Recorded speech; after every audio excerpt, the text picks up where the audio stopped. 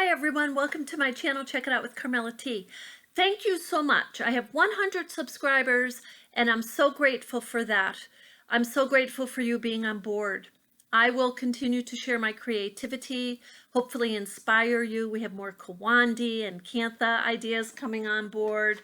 I want to share with you today the mix of Boro influenced built patches with the Sashiko stitching to crochet pieces. So first I'm going to review with you the Boro building.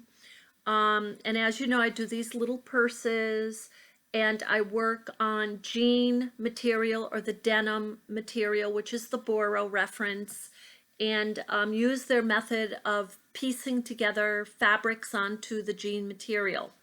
Now, these are a few of the patches that will give you a clearer idea. You just take the fabrics and you're using Sashiko stitching to the jean material.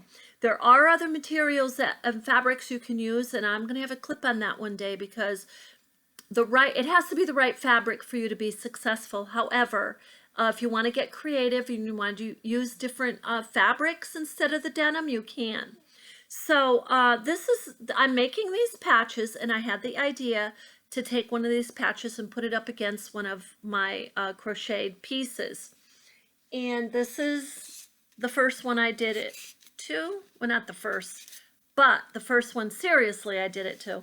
And this is a cotton crocheted hat that I did, and I just simply gave it an abstract Sashiko Boro influenced patch.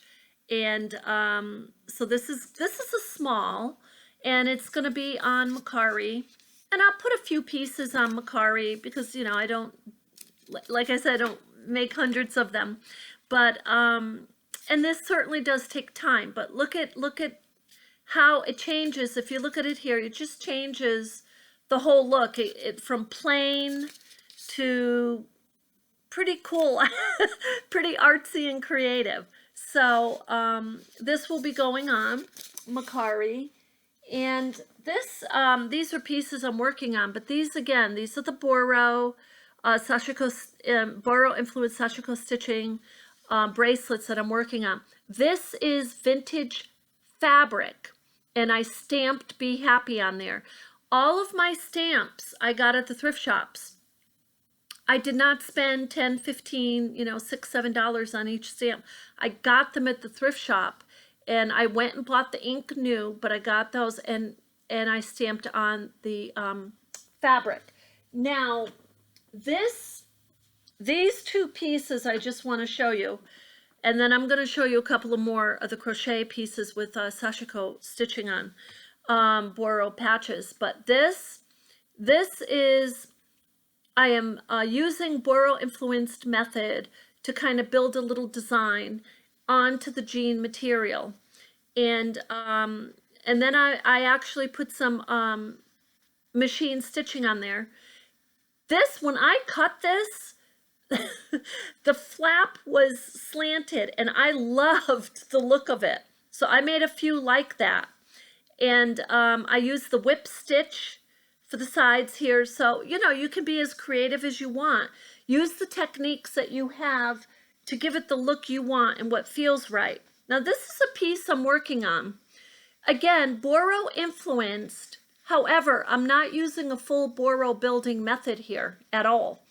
I did a few pieces here, which I'm going to complete hand sewing those on. And when you lift the flap here, this again, vintage fabric. And this says "Believe," and again I stamped it on, and I totally love the look of this. This is, it's jean material, and I'm going to hand sew it, the rest of it together. But that's Sashiko stitching, and then I stamped that, so I gave it a little theme. Now the pieces where I'm using the Boro building influence are these. These are both crocheted, all cotton. I hand sewed the lining. And this is a denim piece of fabric. And I wanted to give, I first put the little flower, crocheted flower I made. I put that on here and I felt like it was missing something and I didn't want another crocheted piece. So I used the Boro Influence Sashiko stitching idea and I put that denim on there. So that's a nice little purse. That will be on Macari. And this will be on Macari. And the eyeglasses fit beautifully in here. I'll show you. Beautifully. Perfectly, actually. And I didn't even measure them to my eyeglasses. So, but, you know, I wanted to share that with you and, you know, kind of mixing techniques a little bit to be creative.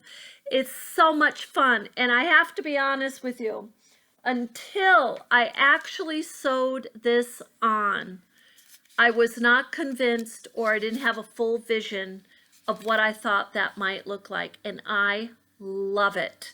So I will be elaborating and creating more of these pieces. And this happens to be a small. The reason this hat is small, it's about a 20, maybe stretched to 21 at the most, but it is a small.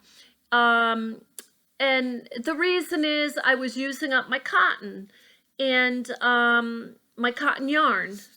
And so that's why I ran out of my cotton yarn. And so I knew I was running out of it, but I wanted to finish, you know, I wanted to complete it.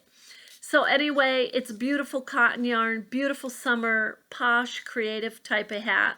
So, and again, thank you so much to all my subscribers. And if you haven't subscribed, jump on board because I have so many things I've created. It's crazy, and I'm sure many other artists have, but this is the best way I can share because I do work a little bit with this technique. Like I'll work with this technique for a while and then I'll stop and I'll switch to something else. That's why there's not hundreds and cookie cutter things out there by me, because it's all going to be creative and hand done, you know, hand sewn. That's the only, you know, there'll be some machine sewn pieces out there, but they'll also be creative. So, but anyway, so thank you so much and you have a wonderful day.